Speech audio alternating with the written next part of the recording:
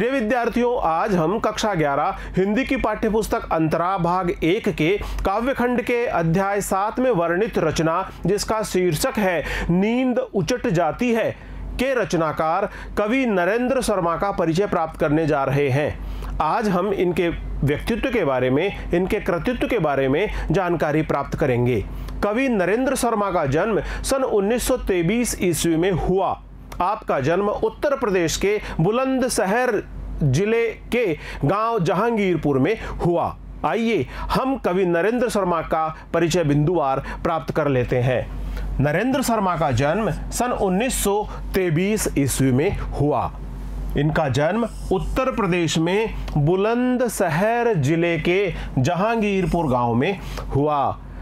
कवि नरेंद्र शर्मा का जन्म उत्तर प्रदेश में बुलंदशहर जिले के जहांगीरपुर गांव में 1923 ईस्वी में जन्म हुआ। उनकी प्रारंभिक शिक्षा उनके गांव में ही हुई और उसके बाद में वे प्रयाग विश्वविद्यालय से उन्होंने एमए किया। उनकी प्रारंभिक शिक्षा उनके गांव में ही संपन्न हुई और इसके पश्चात उन्होंने प्रयाग विश्वविद्यालय से एमए की उपाधि प्राप्त की। वे शुरू से ही राजनीतिक गतिविधियों में सक्रिय रहे, जैसे कि स्वाधीनता आंदोलन की विभिन्न प्रकार की गतिविधियां देश भर में संचालित थी और वे इन्हीं देशभक्ति की भावनाओं से ओतप्रोत होकर इन राजनीतिक और स्वाधीनता संग्राम से संबंधित गतिविधियों में जुड़े रहे। इसी सक्रियता के कारण उन्हें सन 1940 से 1942 तक जेल में रहना पड़ा। देश के प्रति अपने समर्पण भाव के कारण, देश के प्रति अपने राष्ट्र प्रेम और भाव के कारण उन्हें सन 1940 से 1942 तक जेल यात्रा करनी पड़ी और वे इस दौरान जेल में रहे। 1943 ईस्वी में वे मुंबई चले गए और फिल्मों के लिए गीत लेखन का कार्य और संवाद लेखन का कार्य उन्होंने प्रारंभ किया। सन 1943 में वे मुंबई चले गए और फिल्मों के लिए गीत और संवाद लिखने लगे तथा अंतिम समय तक फिल्मों से ही जुड़े रहे। नरेंद्र शर्मा के प्रसिद्ध काव्य संग्रह इस प्रकार से है।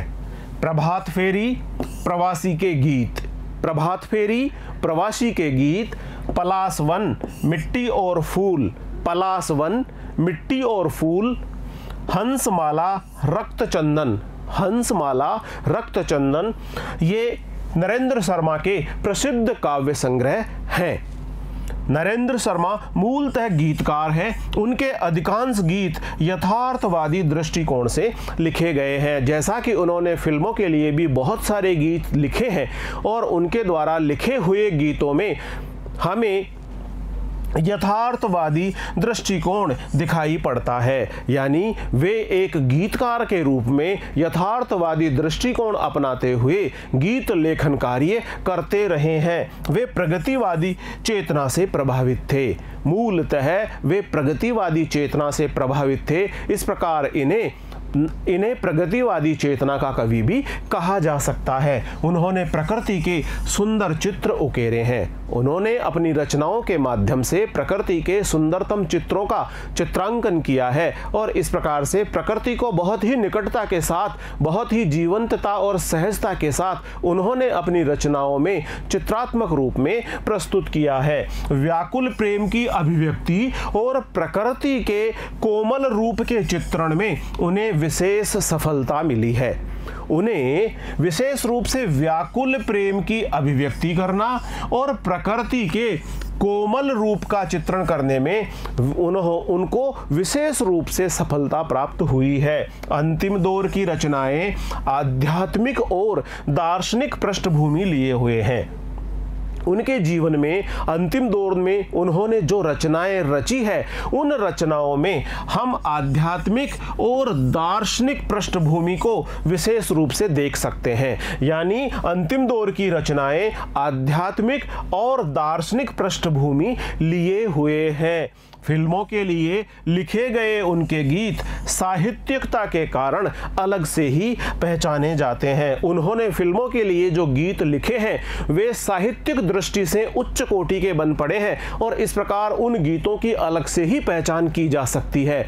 नरेंद्र शर्मा द्वारा रचित जो फिल्मी गीत हैं उनको उच्च साहित्यिक कोटि के अंतर्गत शब्दों का चयन करते हुए लिखा गया है। नरेंद्र शर्मा की भाषा सरल एवं प्रवाहपूर्ण है।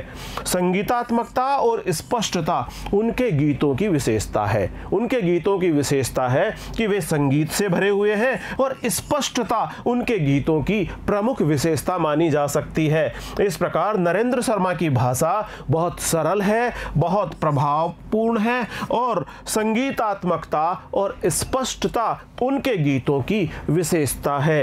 इनका निधन सन 1989 ईस्वी में हुआ। नींद उचट जाती है जो कविता हम पढ़ने जा रहे हैं उसका शीर्षक है नींद उचट जाती है। इसके रचनाकार है नरेंद्र शर्मा। पाठ्यपुस्तक में नरेंद्र शर्मा की कविता नींद उचट जाती है दी गई है। इस कविता में कवि ने एक ऐसी लंबी रात का वर्णन किया है जो समाप्त होने का नाम ही नहीं ले रही। ऐसी रात जो समाप्त ही नहीं हो रही है और ऐसी लंबी रात में कवि की नींद उचट जाती है और कवि को प्रकाश की कोई किरण भी दिखाई नहीं देती। नींद उचट जाने पर कवि विभिन्न प्रकार के भय, निराशा और आशंकाओं की भाव के साथ में दुश्चिंताओं में भर जाता है और इस प्रकार भय, निराशा और दुश्चिंता से भरे हुए कवि को आशा की कोई किरण दिखाई नहीं पड़ती है। कविता का यह अंधेरा दो स्तरों पर दिखाई पड़ता है। व्यक्ति के स्तर पर यह दुस्वप्न और निराशा का अंधेरा है। व्यक्ति के स्तर पर देखा जाए तो यह दुस्वप्न का और निराशा का अंधकार है तथा समाज के स्तर पर विकास, चेतना और जागृति के न होने का अंधेरा है। यदि हम समाज के स्तर पर इसे देखें तो यह विकास, चेतना और जागृति के न होने का अंधकार है। घोर निराशा में डूबा व्यक्ति आशा की किरण पाने के लिए भटक रहा है। व्यक्ति जो घोर निराशा में डूबा हुआ है, जिसके चारों तरफ गहन अंधकार है, वह उस अंधकार से मुक्ति चाहता है। वह चाहता है कि आशा की कोई किरण उसके जीवन में प्रवेश करे और वह उसके जीवन में फैली हुई भय, निराशा की इस स्थिति को समाप्त कर दे। वह उसे दुश्चिंताओं से मुक्त कर दे।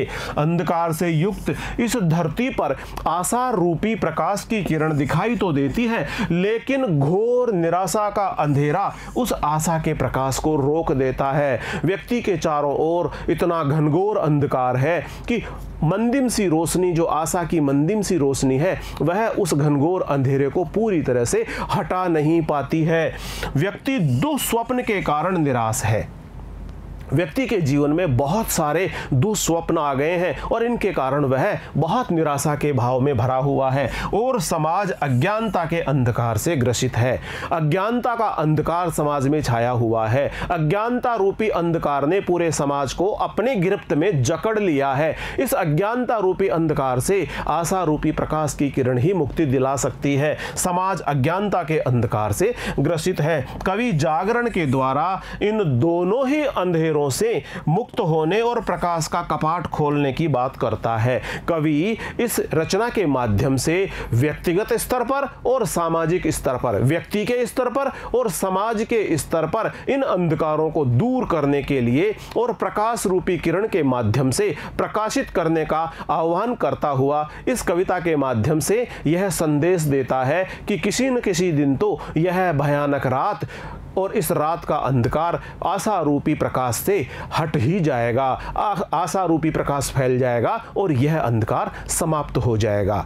प्रिय विद्यार्थियों, आज हमने कवि नरेंद्र शर्मा का परिचय प्राप्त किया है, इनके व्यक्तित्व और कृतित्व के बारे में जानकारी प्राप्त की है। अगले वीडियो में हम कवि नरेंद्र शर्मा द्वारा रचित रचना जिसका शीर्षक है नींद उचट जाती है से संबंधित वीडियो लेकर शीघ्र ही आपके समक्ष उपस्थित होंगे। तब तक बहुत बहुत नमस्कार।